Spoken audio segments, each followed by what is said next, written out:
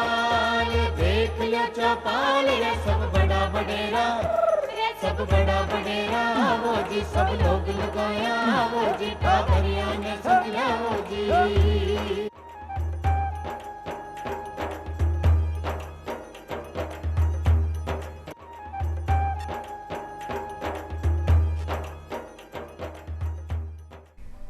चौपाल देखवा वाला सगला दर्शकों को कार्यक्रम में स्वागत करूं। दर्शक भाई बहनों, स्वस्थ जीवन जीवो कुण को नहीं चाहे, और स्वस्थ जीवन जीवा की पहली शर्त हुआ करे है संतुलित आहार, पौष्टिक आहार। जे आपनो आहार संतुलित होसी, पौष्टिक होसी, तो जीवन अपने आप स्वस्थ हो जासी। किया भी करे है कि भोजन आछो तो जीवन आछो, और ई के खातर ही अब आपा 8 अप्रैल से 22 अप्रैल ताई पोषण पखवाड़ो मना रही। हाँ, तो आज की चौपाल में चर्चा अपनी यही विषय पर रेवली कि सही पोषण तो देश रोशन। और चौपाल में चर्चा खातर अपने साथ कार्यक्रम में पधार्या है डॉक्टर मंजू यादव। आपको कार्यक्रम में स्वागत करूँ हूँ। आप उपनिदेशक है महिला एवं बाल विकास विभाग में, और अपने साथ चर्चा में कार्यक्रम में हिस्सों लेवा खातर अपने साथ और पधार्या है वनीता दत्ता जी। आपको भी कार्यक्रम में स्वागत करूँ। आप पोषण अधिकारी है यूनिसेफ में। और अब आप जाना कि जो पोषण पखवाड़ो आप बना रही हाँ 8 अप्रैल से 22 अप्रैल ताई, वो पोषण पखवाड़ो कहीं है कि तरीका से बना रही हाँ, इस बार कहीं उद्देश्य न लेरी की शुरुआत करी गई है। तो सबसे पहले डॉक्टर मंजू जी से आप जाना कि वो पोषण पखवाड़ो कहीं है। पोषण पखवाड़े को हम विभाग में एक मेले की तरह, एक उत्सव की तरह मनाते हैं। हमारे राजस्थानी में कहावत है कि जैसा खाएंगे अन्न वैसा रहेगा तन, यानी कि हमारे पूरे शरीर का स्वास्थ्य जो निर्भर करता है वो इस बात पर निर्भर करता है कि हम कैसा पोषण लेते हैं। तो पोषण को हम कैसे एक गांव-गांव, ढाणी-ढाणी तक एक आंदोलन के रूप में बना सकें, इसके लिए हम हर साल 2 बड़े कार्यक्रम करते हैं। सितंबर माह में हम पोषण माह मनाते हैं, और मार्च और अप्रैल माह में हम पोषण पखवाड़ा मनाते हैं। तो इस बार हम 7वां पोषण पखवाड़ा मना रहे हैं, जो 8 अप्रैल से 22 अप्रैल तक हम लोग मना रहे हैं। और इस पोषण पखवाड़े के दौरान हम इतनी छोटी छोटी गतिविधियां ग्राम पंचायत स्तर से लेकर आंगनवाड़ी केंद्र स्तर से लेकर राज्य स्तर तक आयोजित करते हैं, जिसमें बच्चों में चित्रकारी प्रतियोगिता, नारा लेखन और स्लोगन लेखन और रैली निकालना, प्रभात फेरियां निकालना, और बच्चों को निबंध लिखवाना पोषण पर। इस तरीके की हर विभाग से जुड़कर हम छोटी छोटी गतिविधियां करवाते हैं कि लोग पोषण के बारे में सोचें और जागरूक हों। तो जैसा हमारे महिला एवं बाल विकास मंत्रालय भारत सरकार से हर बार पोषण पखवाड़े की कोई ना कोई थीम निर्धारित की जाती है, तो इस बार हम 4 मुख्य विषय पर बात करने जनता के बीच में हम जा रहे हैं। जिसमें पहला हमारा विषय है कि बच्चे को हम पहले 1000 दिन में कैसे विशेष देखभाल दे सकते हैं। दूसरा हमारा फोकस ये है कि जो हमारे बच्चे कुपोषित होते हैं उनको हम समुदाय में ही कैसे वापस ठीक कर सकते हैं, यानी कि समुदाय स्तर पर उनके कुपोषण का प्रबंधन करना। तीसरा हम विशेष रूप से ध्यान दे रहे हैं कि बच्चों में मोटापे की समस्या जो बढ़ रही है उसको हम कैसे समय रहते उससे निजात पाए। और चौथा हमारा मुख्य उद्देश्य ये है कि जो हमारा पोषण ट्रैकर ऐप है उसमें हमारे लाभार्थी खुद कैसे रजिस्ट्रेशन करें और आंगनवाड़ी की सेवाओं से जुड़ें। तो ये कुछ थीम हमारी सरकार के द्वारा निर्धारित की जाती हैं, और उन्हीं थीम को लेकर हम गांव-गांव में हमारे जो लाभार्थी हैं उनके बीच में हम प्रचार प्रसार करते हैं, उनको जागरूक करते हैं कि अब आपको इस अवधि में पूरी तरह से अपने पोषण को लेकर जागरूक रहना है। तो अब 4 सूत्र है जहाँ माध्यम से पोषण पखवाड़ो मनायो जा रही है, बा उद्देश्य न लेर ई बार पोषण पखवाड़ो बनायो जा रही हो। आप वो भी जाना कि जो 1000 दिन की बात आप कर रही हैं, वह 1000 दिन कशा है, कई तरीका से बाने बांटो गयो है। लेकिन विशु पहले आप जाना कि पोषण की तरीका से जरूरी है, क्यों जरूरी है वास्तविकता में पोषण अपनी खातर। हमारे लिए पोषण इसलिए आवश्यक है क्योंकि जैसे टैगलाइन है गवर्नमेंट ऑफ इंडिया का, सही पोषण देश रोशन। अगर हम देश को रोशन करना चाहते हैं तो हमें सही पोषण की ओर जुड़ना चाहिए, और हमें अपने शरीर का भी अपना ध्यान, परिवार का ध्यान भी सही तरह से रखने के लिए हमें सही पोषण का सेवन करना चाहिए। तो ई खातर आपने लिए पोषण बहुत ज़रूरी है कि स्वस्थ जीवन अगर आपने जीनो है तो आपनो पोषण को ख्याल आपने रखना चाहिए, आपने संतुलित आहार को ख्याल आपने रखना चाहिए। अब अगलो प्रश्न मैं आपसे जानना चाहूँगा कि जो 1000 दिन की बात आप कर रही हैं, वह 1000 दिन कहीं है कि तरीका से बटोड़ा है, भी दौरान कहीं विशेष ख्याल रखना चाहिए। जैसे सरकार चाहती है कि हम पहले 1000 दिवस पे बहुत ज़्यादा इम्पोर्टेंस दें, मतलब पहले 1000 दिन मतलब गर्भावस्था के 270 दिन, और जन्म के दिन से उसका पहला साल 365 दिन, उसके बाद उसका दूसरा साल 365 दिन, कुल मिला के गर्भ से लेके बच्चा 2 साल तक का जो समय का टाइम है उसको हम पहला 1000 दिवस कहते हैं। क्योंकि जाना जाता है कि पहले 1000 दिवस के दौरान बच्चे का 80% बुद्धि का विकास इसी समय में हो जाता है। जो एडल्ट ब्रेन माने हम बड़ों का जिस तरह से बुद्धि का विकास होता है या हमारा ब्रेन साइज या ब्रेन का जो वेट होता है, वही हम 80% पहले 1000 दिवस में हम इसको पूरा तय कर लेते हैं। तो इसीलिए बहुत आवश्यक हो जाता है कि हम अपना जो कैपिटल बना रहे हैं हमारे कंट्री का, इंटेलेक्चुअल कैपिटल या IQ कैपिटल जो बना रहे हैं, वो हम सबसे ज़्यादा, ये है विंडो ऑफ अपॉर्चुनिटी इसको कहा जाता है। इस दौरान हम सबसे ज़्यादा इसका फ़ायदा ले सकते हैं। बच्चे को हम यहाँ पे एकदम तंदुरुस्त रख सकते हैं, स्वस्थ रख सकते हैं, और उसका मेंटल एबिलिटी हम बढ़ा सकते हैं। इसीलिए कहा जाता है कि गर्भ के दौरान और इवन गर्भ से बाहर आने के बाद 2 साल तक बच्चे से खूब सारी बातें करें, उसको सही खाना खिलाएं, उम्र के अनुसार उसको खाना देना है। जैसे इसको बोला जाता है IYCF, infant young child feeding. Infant young child feeding में पहले जो 6 महीने हैं, इसमें हमें बच्चे को केवल और केवल माँ का ही दूध देना है।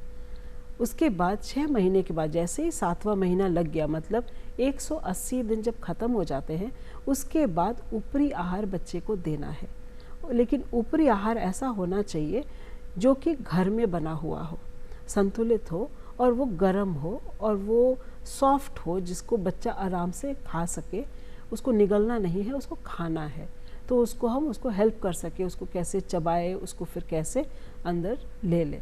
तो इसको पूरी तरह से अगर माँ को समझाया जाए और वो खाना खिलाते समय बच्चे से सही तरह से बातें करे, कहानियाँ सुनाए, उसको नहलाते समय गाना गाए, उसके साथ पानी के साथ खेले, साबुन के साथ खेले, तो बच्चे का बुद्धि का विकास भी होता है। तो इस दौरान हमें ये आवश्यक है ये ध्यान रखना कि हम बच्चे के साथ कितना टाइम स्पेंड करते हैं।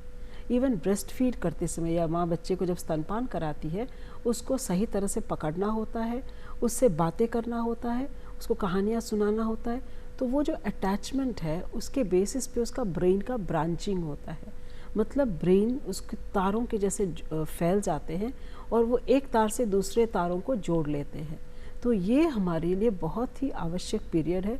इवन गर्भ में जब बच्चा रहता है, जैसे हमने देखा अभिमन्यु की कहानी, हमने देखा है कि माँ के गर्भ में उसने कैसे वो चक्रव्यूह में जाना है ये उसने सुन तो लिया, माँ सो गई थी, तो वो चक्रव्यूह से कैसे निकलना है ये वो नहीं सुन पाए थे।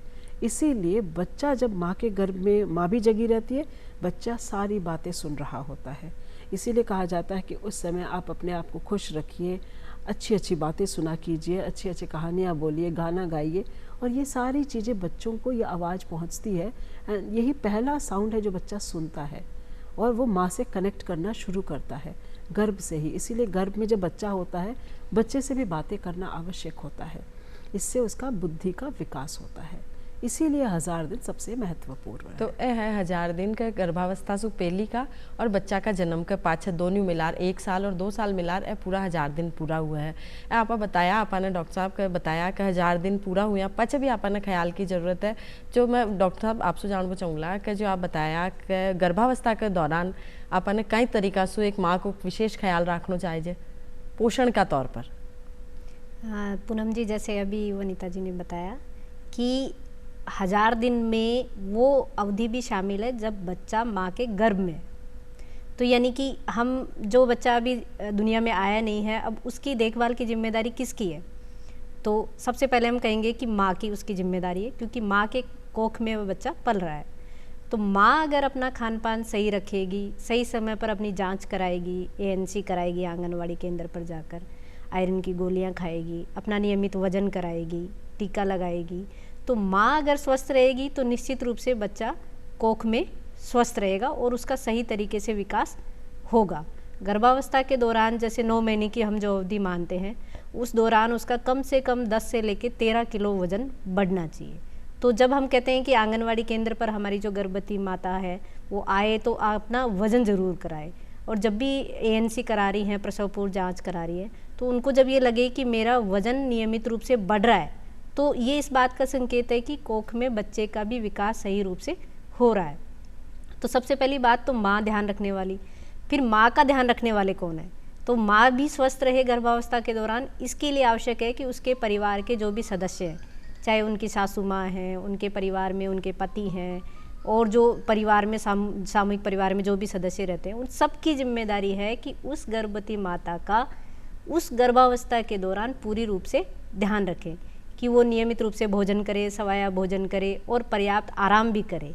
और जैसा अभी वनिता जी ने बताया कि गर्भ के दौरान भी माँ अपने शिशु से बातें करे, क्योंकि उस दौरान भी माँ अपने संवाद से उस बच्चे को इतने भावनात्मक मजबूती प्रदान करती है कि उसका जो तंत्रिका तंत्र विकसित होना है, वो गर्भावस्था के दौरान उसके अंग विकसित होना, उसके तंत्रिका तंत्र विकसित होना, ये सारी चीज़ें उसको प्रभावित करती हैं।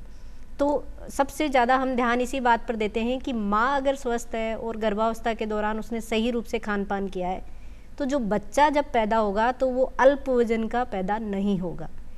तो हमारे लिए सबसे बड़ी खुशी की बात ये होती है कि जब सामान्य वजन का बच्चा पैदा हुआ, तो इसका मतलब हमारी एक बहुत बड़ी सफलता इसी बात में है कि हम बच्चे को कम वजन का दुनिया में नहीं लेकर आए। और यदि बच्चा जन्म के समय 2.5 किलो से कम वजन का होता है, तो फिर उसके लिए भी हम अलग से उस बच्चे को माँ को कंगारू मदर केयर करने की सलाह देते हैं। साथ में कैसे बच्चे को उस वजन की पूर्ति करने के लिए विशेष रूप से ध्यान देना है, ये माँ के साथ साथ उसके पिता को, उसके सास को, इन सब को हम परामर्श देते हैं कि जो बच्चा है वो जिम्मेदारी केवल उस माँ की नहीं है, उस पूरे परिवार की है।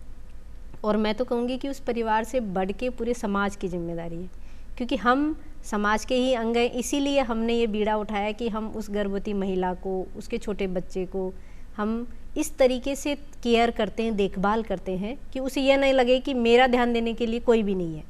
तो सरकार का विभाग होने के नाते भी और समाज के एक सदस्य होने के नाते भी हमारी प्राथमिकता में वो हर गर्भवती महिला है जिसके गर्भ में शिशु पल रहा है। और हमारा उद्देश्य एक ही होता है कि बच्चा जब जन्म ले तो वो स्वस्थ शिशु के रूप में जन्म ले।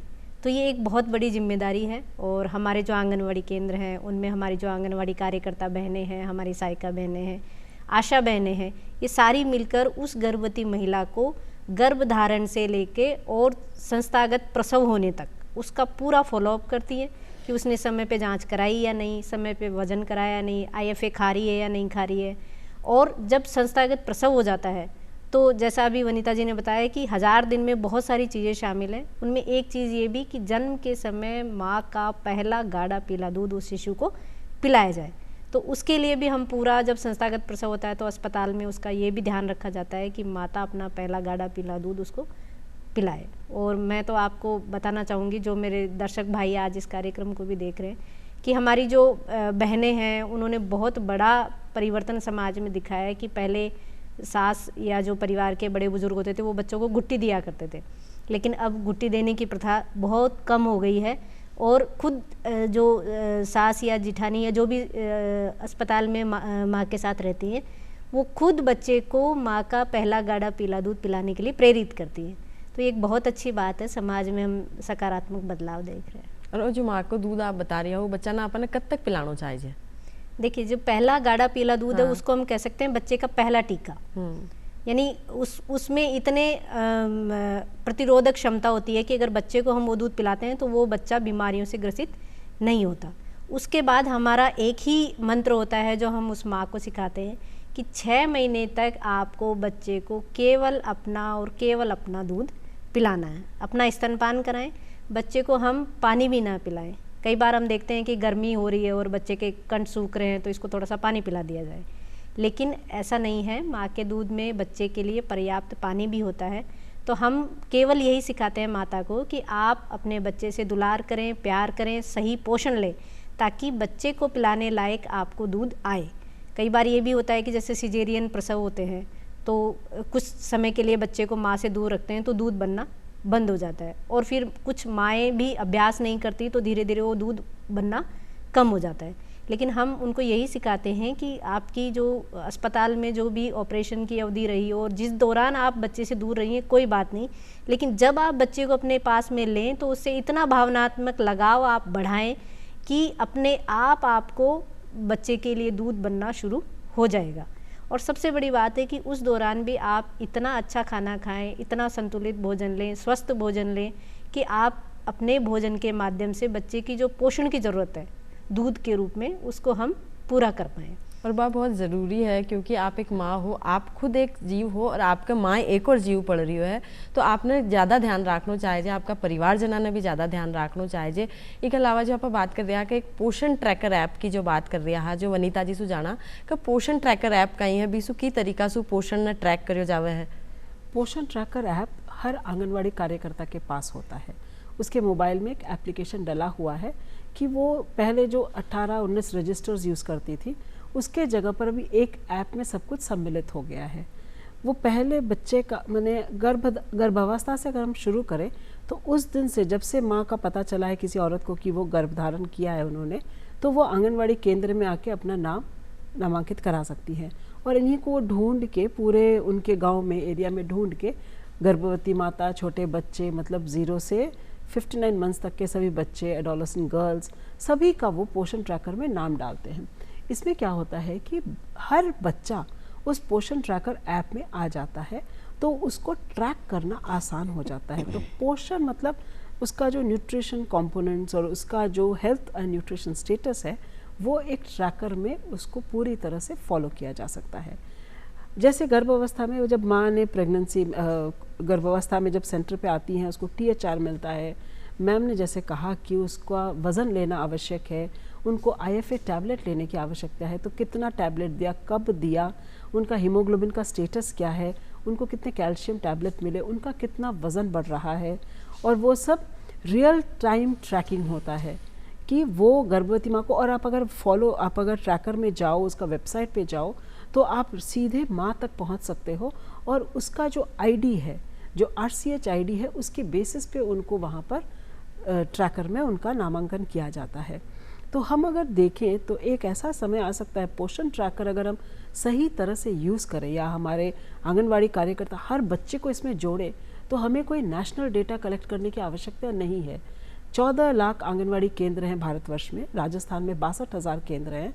तो 62,000 केंद्र के हर बच्चे, कुल मिला के जो हमारे 1 करोड़ 10 या 12 लाख बच्चे हैं अभी राजस्थान में, वो सारे बच्चों का नाम उस ट्रैकर में आ सकता है, और उनकी पोषण की स्थिति हम उससे जान सकते हैं। तो ये है पोषण ट्रैकर, एक बहुत ही डायनामिक ऐप है जिसमें सारा इन्फॉर्मेशन कैप्चर होता है। हर महीने बच्चे का हाइट लिया जाता है, वज़न लिया जाता है, उसके बेसिस पे वो नॉर्मल है, माने सामान्य है, वो उसका कुपोषण है या अति गंभीर है, या उसको मध्यम वर्ग का कुपोषण है, ये भी हमको पता चल जाता है। वो भी कोई कैलकुलेशन नहीं करना पड़ता, हाइट डालना पड़ता है, वेट डालते ही ऑटो कैलकुलेटर होके वो आंगनवाड़ी को बता देता है कि इस बच्चे का क्या स्टेटस है, इसको हमें क्या काउंसलिंग करना पड़ेगा, इसके केयर गिवर को, इसकी माता को या घर के लोगों को क्या बताना पड़ेगा, वो सारा इन्फॉर्मेशन भी निकल के आ जाता है। तो ये ट्रैकर एक ऐसा ऐप है जिसे हर बच्चे का नाम इसमें नामांकन करना आवश्यक है। तो क्या इस पर खुद भी रजिस्ट्रेशन कर सका आप? हाँ, इस बार के ये पोषण पखवाड़े में इसके लिए एक पूरा सेगमेंट रखा गया है कि कैसे एक माँ अपने बच्चे को पोषण ट्रैकर में, या इवन पिता अपने बच्चे का नाम पोषण ट्रैकर में डलवा सके। ये पूरा इन्फॉर्मेशन, एक छोटा सा वेबिनार भी हुआ है जो स्टेट गवर्नमेंट से साइड से हुआ है, उसको ब्रॉडकास्ट किया गया है हर आंगनवाड़ी केंद्र में, और हर बच्चों का उसमें किस तरह से करना है, सेल्फ रजिस्ट्रेशन कैसे करना है, इसका बताया गया है।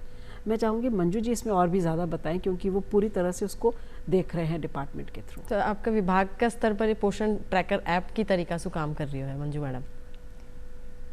आप लोगों ने देखा होगा कि हमारी जो आंगनबाड़ी की बहनें हैं, पहले वे अपने समुदाय में जब जाती थी तो एक रजिस्टर उनके हाथ में होता था और पेन लेकर गए, और जिस भी परिवार से वो मिले उनसे उन्होंने पूछा कि आपके घर में कितनी गर्भवती महिला है, कौन छोटा बच्चा जो 6 साल तक का है, इस तरह की जो भी जानकारी होती थी वो अपने रजिस्टर में लिख लेती थी। लेकिन आजकल आप देख रहे हैं कि हमारी आंगनबाड़ी की दीदियाँ अपने साथ में स्मार्टफोन लेकर चलती हैं, और ICDS की ये एक डिजिटल क्रांति है जिसमें आप देखेंगे कि गांव की एक बहुत सामान्य से पढ़ी लिखी महिला अपने हाथ में एक ऐसा डिजिटल टूल लेकर चल रही है जिसमें आपके उस पूरे गांव का जो भी गर्भवती महिला है, बच्चा है 6 साल तक का, उसका सारा विवरण अपने उस छोटे से स्मार्टफोन में उसने समाहित कर रखा है। अब आप जानकर आश्चर्यचकित होंगे कि जब वो किसी गर्भवती महिला के घर जाती है और उससे संवाद करती है, तो जैसे हम आपस में संवाद कर रहे हैं इस तरीके से नहीं, अपितु वो उसको दिखाती है कि आप ये वीडियो देखें कि गर्भावस्था के दौरान माँ को क्या खाना है, कैसे खाना है। इसी तरीके से आप अपने छोटे बच्चे को 6 महीने तक स्तनपान करा रही हैं, तो आप ये वीडियो देखें कि आपके लिए और ये कैसा रोचक हो सकता है। तो यानी छोटे छोटे वीडियो से कैसे वो उन गांव की साधारण महिलाओं को समझाने में सफल होती है कि आप जो भी कर रही हैं अपने लिए, अपने बच्चे के लिए, उसको और अच्छे तरीके से कैसे कर सकती हैं। और आंगनवाड़ी कार्यकर्ताएं कैसे इस पोषण ट्रैकर ऐप को अच्छे से यूज़ कर सकती हैं, इसके लिए हम समय समय पे उनको प्रशिक्षण देते हैं ताकि वो और भी जो नए नए फीचर इसमें आते जाते हैं उनको देख सकें। और जैसा हम बात कर रहे हैं, मेरी दर्शकों से भी ये अपील रहेगी कि आप आंगनवाड़ी केंद्र पर अभी तक रजिस्ट्रेशन कराने के लिए जाते थे, अब आप भी टेक्नोलॉजी का यूज़ करें और पोषण ट्रैकर ऐप में आप खुद अपना रजिस्ट्रेशन करें, अपना आधार भी सत्यापित करवाएं और उसके बाद में आंगनवाड़ी केंद्र पर जो भी सेवाएं आपको मिलने वाली हैं उनका आप आंगनवाड़ी केंद्र के माध्यम से लाभ उठा सकते हैं। तो वो लाभ आपने उठानो पड़ेलो, तो आपने जागरूक रहना पड़ेलो, ये ट्रैक पर जा आप रजिस्ट्रेशन करा और आगे जो भी योजनावा जो भी पोषण अपनी खातर बनेड़ो है बी को आप लाभ उठावा। लेकिन जो पोषण की आप बात कर रही हैं, एक साधारण मतलब बात तो आप कर ही लिया कि विकास की ज़रूरत हर व्यक्ति ने है और विकास को माध्यम केवल और केवल पोषण हो सके। तो एक साधारण व्यक्ति ने दैनिक दिनचर्या में आपका पोषण में कई कई चीज़ें इस्तेमाल करनी चाहिए। भी पोषण की एक थाली का रूप में अगर आप सोचा तो वह पोषण की थाली में कहीं कहीं होना चाहिए। पोषण के थाली एक तिरंगा भोजन होना चाहिए। मैंने हम 5 फूड ग्रुप्स की बात करते हैं, लेकिन हम गांव में जब जाएं तो 5 फूड ग्रुप्स अलग तरीके से बता नहीं पाएंगे। तो हमें उनको आसानी से बताने के लिए बताना है कि थाली उनका हमेशा तिरंगा होना चाहिए। हरे रंग के साग सब्जी जो भी मिलते हैं, जिस सीज़न में जो भी मिलता है, पीले रंग के फल सब्जी जो मिलता है, इवन आपका आटा हो सकता है, बेसन हो सकता है, बटर हो सकता है, अंडे का पीला हो सकता है अगर वो नॉन वेजिटेरियन है तो। और जो शाकाहारी हैं वो तो हर रंग का खाना या हर रंग का जो भी फूड स्टफ़ उनको उनके गांव में मिलता है वो उनको यूज़ करना चाहिए। और सफ़ेद रंग में आ जाता है, आटा आ जाता है कि हर तरह का आटा आता है। वो आप बेजड़ के बोलो, मक्के की बोलो, गेहूं के बोलो, ये सारे सफ़ेद रंग में आते हैं। दूध आता है, दही आता है, छाछ आता है। तो ये सारी चीज़ें, इन तीनों चीज़ों का कॉम्बिनेशन, कलर कॉम्बिनेशन के अनुसार हम पूरा चीज़ को अपने थाली में अगर हमेशा लेते हैं तो ये हमारे लिए सबसे उचित तरीका है एक तिरंगा थाली का सेवन करना। और हम दिन में कोशिश करना चाहिए कि एक नाश्ता होना चाहिए, ब्रेकफास्ट, फिर उसके बाद एक लंच, एक टिफ़िन होना चाहिए, फिर डिनर। जो मैंने राजस्थान में कभी देखा नहीं है, यहाँ पे लोग 2 ही बार खाना खाते हैं। एक्चुअली क्या होता है, हम 2 ही बार खाते हैं तो ये हमारा बहुत ही बेसिक रिक्वायरमेंट में रह जाता है। हमें उसको ज़्यादा खाना चाहिए क्योंकि एक उम्र का, एक खाने का एक अमाउंट होता है, तो वो अमाउंट उसको लेना आवश्यक है क्योंकि उसके जितने भी फिजियोलॉजिकल कंडीशंस हैं, जैसे भी उसको जितना काम करते हैं, जितना मेहनती है यहाँ के लोग, उसके ऊपर से इतनी धूप है यहाँ पर, तो इन सब को काउंटर करने के लिए एक बैलेंस्ड न्यूट्रिशन की आवश्यकता है। तो हमें हमेशा कोशिश करना है तिरंगा भोजन का सेवन करना। सबसे आसान तरीका है अपने राष्ट्र का झंडा जो है, हमारा तिरंगा जो है, उसी तरह से हमारे खाने को भी हम अगर बांट लें और हर बार जो खाए दिन में 3 से 4 बार खाने की कोशिश करें और उसको इन सब चीज़ों से बांट के और इन सारे कलर्स को यूज़ करते हुए तिरंगा भोजन का सेवन हमें करना चाहिए। तो तिरंगा भोजन आपने थाली में लाना चाहिए। सारा रंगा का 3 रंग तो आप कम से कम रोजीना इस्तेमाल करा ही। एक साथ आप बात करा कि किशोर किशोरियाँ की खातर, क्योंकि वो भी एक उम्र को वो हिस्सों है जटा आपने विकास की सबसे ज़्यादा ज़रूरत रहे है और विकास सबसे ज़्यादा हुआ भी है। तो भी समय आपने पोषण को कहीं विशेष ख्याल रखना चाहिए। मंजू मैडम, देखिए, किशोरावस्था ऐसी अवस्था होती है जब आप बचपन से आगे जाते हैं और जवानी की तरफ जा रहे होते हैं तो उस समय हमको सबसे ज़्यादा ध्यान पोषण की रखने की आवश्यकता होती है क्योंकि हमारे शरीर की आवश्यकताएं भी बढ़ जाती हैं और हमें ये भी देखना होता है कि जो हमारी बालिकाएं हैं उन्हें आगे चलकर एक स्वस्थ माता बनना है, जो बच्चे हैं उनको एक स्वस्थ युवा के रूप में आना है, तो सबसे बड़ी बात है कि हम पौष्टिक चीज़ खाएं और विविधतापूर्ण खाएं। अभी हम, जैसे मैंने आपको शुरुआत में बताया कि हम 4 मुख्य बातों पे ध्यान केंद्रित कर रहे हैं, उसमें एक है कि मोटापे से कैसे निजात लें। तो अभी हम देख रहे हैं कि जो बच्चे खा रहे हैं वो इस तरीके का फूड ले रहे हैं जिसमें कि पोषण कम और कैलोरी ज़्यादा है। तो ज़्यादा जंक फूड खाना, बाहर का खाना खाना या पैक्ड फूड खाना, इनसे बच्चों में मोटापे की समस्या बढ़ रही है।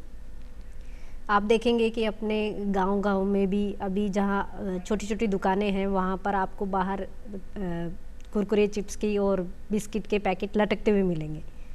बहुत कम होता है कि फलों की दुकान वहाँ पर हो। और जो हमारे ग्रामीण समुदाय में जो भाई जन हैं वो जो भी रोज़गार के लिए निकलते हैं तो वो अपने बच्चों को जब पैसे दे के जाते हैं तो वो उस पैसे का बच्चे उपयोग ही यही करते हैं कि बाज़ार से 5 रुपए की 10 रुपए की कुरकुरे चिप्स जो भी आसानी से मिल जाए वो लाकर खा लिया जाए। तो कुल मिलाकर अपन ए सगली चीज़ें इस्तेमाल नहीं करनी चाहिए और संतुलित और पौष्टिक आहार खिलाना चाहिए आपका टाबरा ने, क्योंकि सगला ही जानो कि थे अगर थंका टाबरा सु करो छो प्यार तो बाना खिलाओ संतुलित और पौष्टिक आहार। जद ही आपनो सही पोषण रेवलो तो देश रोशन हुएलो। तो आ तो ही आज की अपनी चौपाल की चर्चा। आप कार्यक्रम में पधार्या, माने इतनी अच्छी जानकारी दी बीकी खातर आपको आभार। कार्यक्रम में चाला आभार। तो फिर मिलाला नई जानकारियाँ नया विषय के साथ। तो राम राम सा। राम राम।